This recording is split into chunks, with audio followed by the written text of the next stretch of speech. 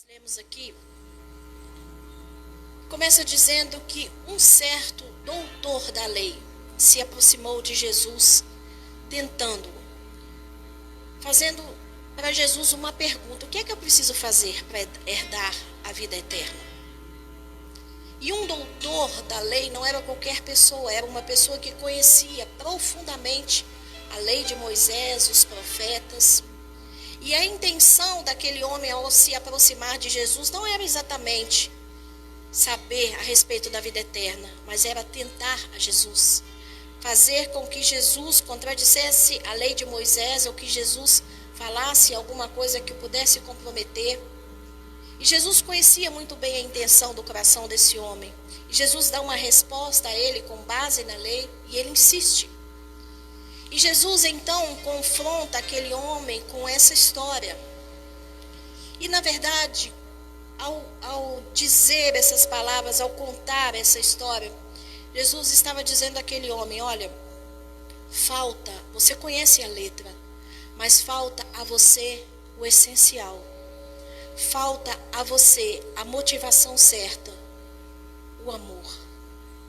Porque o amor é a base de todo o nosso relacionamento com Deus e, consequentemente, com os nossos irmãos. Então, essa palavra, na verdade, foi uma palavra de muito confronto, porque confrontou aquele homem com aquilo que era mais necessário, que não estava presente na vida dele.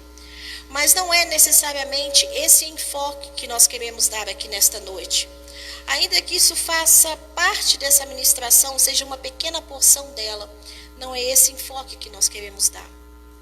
Eu quero usar essa parábola, essa história que Jesus contou aqui, como pano de fundo, como uma ilustração para uma realidade espiritual na qual todos nós estamos inseridos. E nós vamos começar aqui. Eu quero que você imagine essa cena diante de você, esse cenário diante de você. E nós vamos desmembrar os personagens desta cena, dessa história. E a primeira pessoa que o texto cita aqui, no verso 30, diz que um homem descia de Jerusalém para Jericó e caiu nas mãos dos salteadores.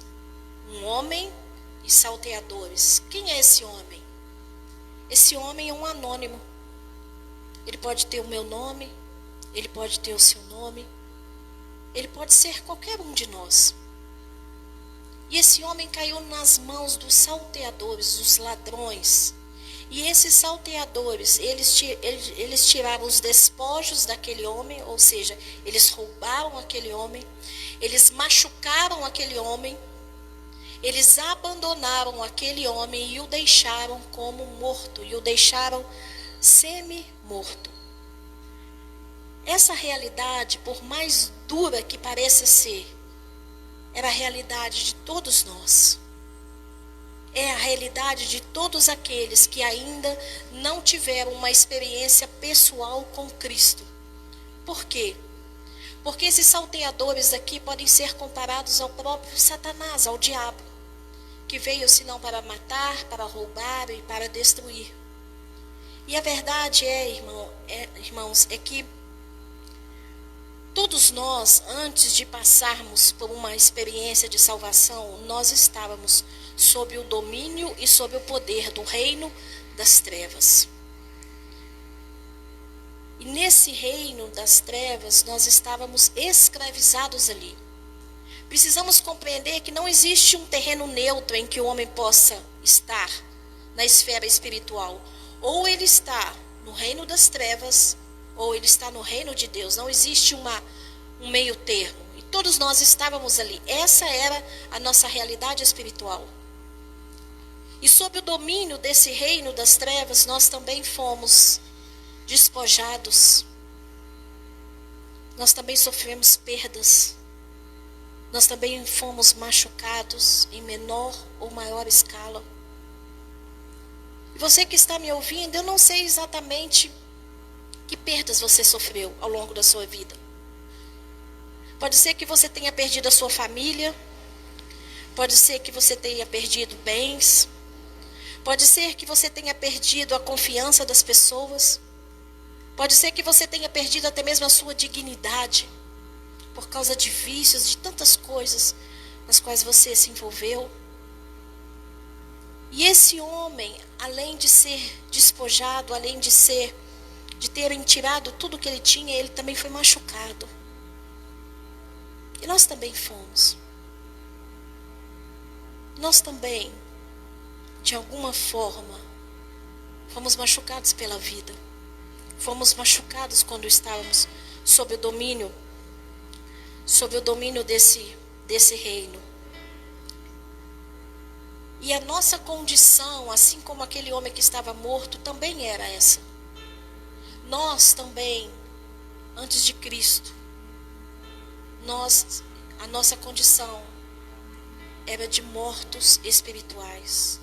A palavra de Deus nos diz isso muito claramente em Efésios, no capítulo 2, os versos 1 a 3, diz que nós estávamos mortos nas nossas ofensas e nos nossos pecados, em que em outros tempos nós andávamos segundo o curso deste mundo, segundo o príncipe das potestades do ar, do espírito que agora opera nos filhos da desobediência. Então, a nossa condição era a mesma condição daquele homem que estava ali. Mas surge aqui, no verso 31, mais dois personagens nessa história. Um certo sacerdote. E no verso 32, um levita. E tanto esse sacerdote quanto esse levita, eles passam por aquele homem, eles veem aquele homem, mas a Bíblia diz que eles passam de largo, ou seja, eles sequer chegam perto. Esses homens, eles representavam o sistema religioso daquela época. Um sistema religioso falido. Um sistema religioso que já havia sido rejeitado por Deus, porque não tinha a essência do que Deus requeria deles. Aquele sistema religioso era um sistema religioso morto, que já havia perdido toda a razão de ser. Então aqueles homens, aquele sacerdote e aquele levita representavam isso. E o profeta Isaías, muito antes desse tempo aqui, ele profetizou acerca disso. Ele disse assim, lá em Isaías 29:13: pois este povo se aproxima de mim e com a boca e com os lábios me honram, mas o seu coração se afasta para longe de mim. E o seu temor para comigo consiste só em mandamentos de homens, em que foi instruído. E Jesus Cristo, no Evangelho de Mateus, capítulo 15, verso 7, ele confirma essa mesma palavra do profeta Isaías. Ele diz assim, hipócritas. Ele é bem enfático, hipócritas. Bem profetizou Isaías a vosso respeito, dizendo, este povo honra-me com seus lábios, mas o seu coração está longe de mim. Em vão me adoram, ensinando doutrinas que são preceitos de homens. Ou seja, a boca e os lábios iam para o culto, mas o coração não. Os corações deles estavam vazios de amor, porque estavam vazios de Deus. E aqueles homens, eles viram, mas passaram de longe. Sabe por quê? Porque aqueles homens representavam uma religião morta, um sistema religioso ineficiente. E essa religião morta, ela ainda existe nos dias de hoje. É um sistema religioso que consiste em meros rituais, em práticas, mas que não mudam a vida de ninguém, que não transformam a vida de ninguém, que não tem como base a essência, que é a obra salvadora de Cristo na cruz do Calvário.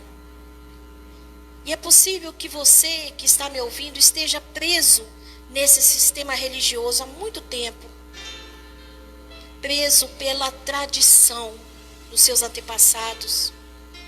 Talvez você pratica essas coisas pensando estar fazendo a coisa certa porque você ouviu isso dos seus pais, dos seus avós, você ouviu aquilo que eles te disseram.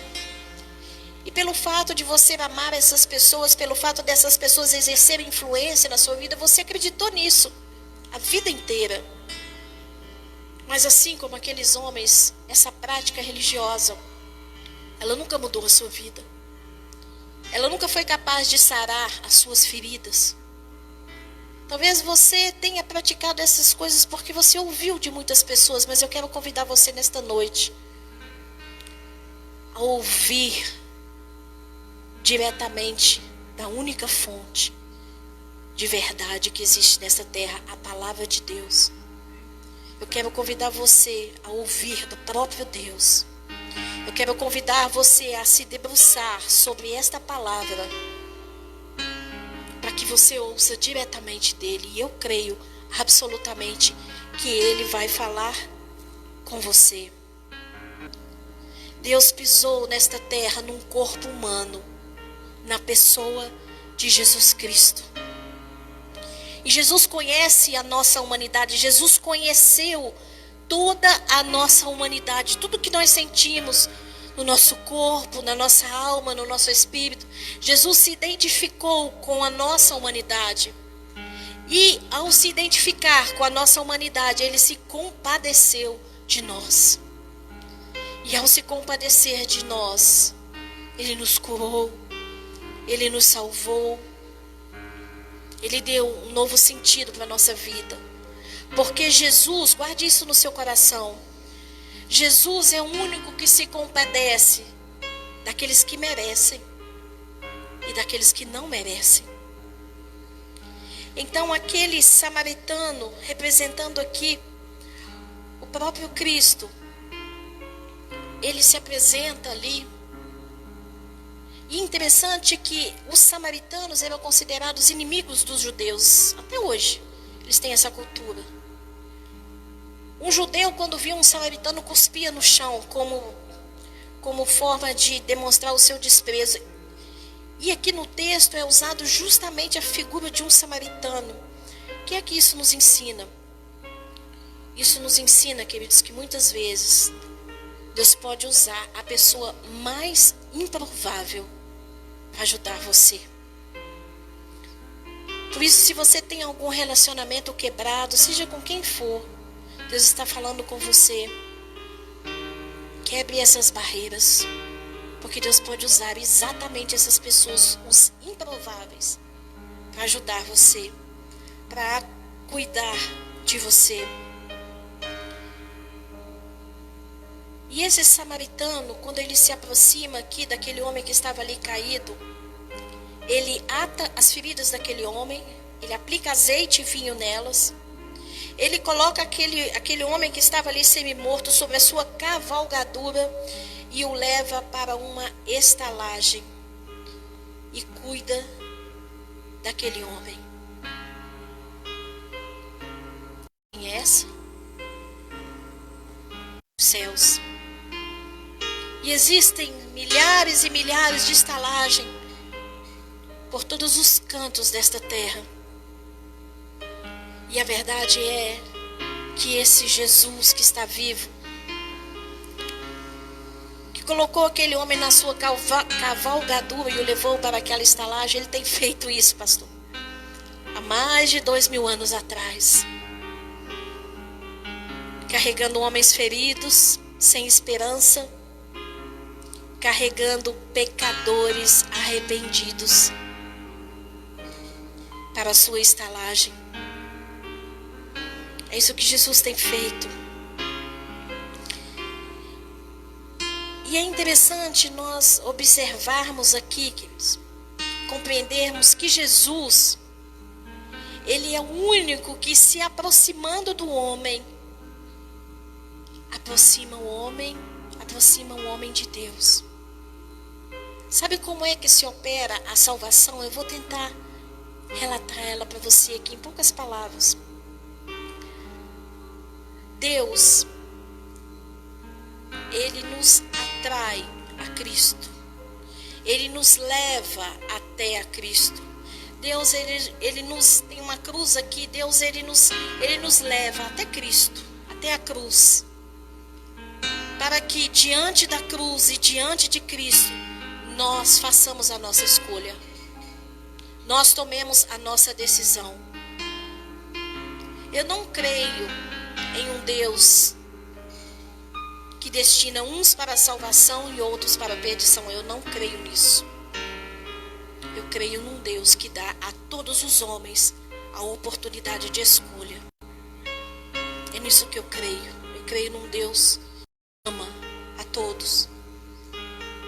E a palavra de Deus nos 44 diz assim, palavras do próprio Cristo, ele diz assim: ninguém pode vir até mim se o Pai que me enviou, o não trouxer, e eu o ressuscitarei no último dia. Deus nos leva a Cristo, e através de Cristo nós nos reconciliamos com Deus. Quando aquela cruz se levantou ali em Jerusalém, sabe o que aconteceu ali naquele dia? Jesus atraiu para si, Jesus atraiu sobre si toda a humanidade. Toda a humanidade. Ele diz isso lá em João, capítulo 12, verso 32 e 33. E eu, quando for levantado da terra, todos atrairei a mim. E dizia ele isso, significando de que morte havia de morrer. A questão é que diante da cruz, todos nós decidimos reconhecer a Cristo como Senhor e Salvador, aceitar aquela obra ou não. Isso depende de nós. E é interessante nós observarmos que, como nós dissemos aqui, Jesus colocou aquele homem sobre a sua cavalgadura e o levou para uma estalagem. Aquele homem teve que ser levado. Aquele homem, ele teve que ser transportado. Por quê? Porque ele não tinha condições de sair de lá sozinho, com as suas próprias pernas. Essa também era a nossa condição. Nós estávamos sob o domínio do reino das trevas. E de modo algum nós tínhamos condições de sairmos de lá com as nossas próprias pernas, praticando boas obras. Isso era impossível. Nós também tivemos que ser levados. Nós também tivemos que ser transportados por Ele. A palavra de Deus nos diz isso, queridos. Diz que nós fomos tirados do reino das trevas e transportados para o reino do Filho do seu amor. Ele nos tirou, Colossenses 1,13, Ele nos tirou da potestade das trevas e nos transportou para o reino do Filho do seu amor. E se você que está me ouvindo aqui já passou por essa experiência, eu quero te dizer que você também já esteve nessa cavalgadura. Amém? Interessante que o livro de Apocalipse, no capítulo 19, verso 11, diz assim: e vi o céu aberto, e eis um cavalo branco, e o que estava sobre ele chama-se Fiel e Verdadeiro, e julga e peleja com justiça. E os seus olhos eram como chamas de fogo, e sobre a sua cabeça havia muitos diademas, e ele tinha um nome escrito que ninguém sabia, senão ele mesmo. E ele estava vestido de uma veste salpicada de sangue, e o nome pelo qual se chama é a palavra de Deus, o Verbo, Jesus Cristo. Deuteronômio 33, 26 também diz assim: não há outro semelhante a Deus, que cavalga sobre os céus para a sua ajuda, e com a sua alteza sobre as mais altas nuvens. Então, o samaritano leva aquele homem para uma estalagem, cuida dele, e ele o entrega ao dono da estalagem. E ele diz para o dono da estalagem: olha, eu vou pagar pela estadia dele, mas se tiver alguma outra despesa, quando eu voltar, eu pago. E eu pergunto para você que está aqui, para você que está me ouvindo: Quem é que você acha que é o dono da estalagem? A quem você acha que Jesus entregou? Porque aquele samaritano teve que partir. Mas antes de partir, ele entregou aquele homem machucado e ferido e semi-morto ao dono da estalagem. Nós também fomos entregues ao dono da estalagem, o Espírito Santo de Deus. Aquele que vai cuidar de nós até que ele volte, porque ele vai voltar.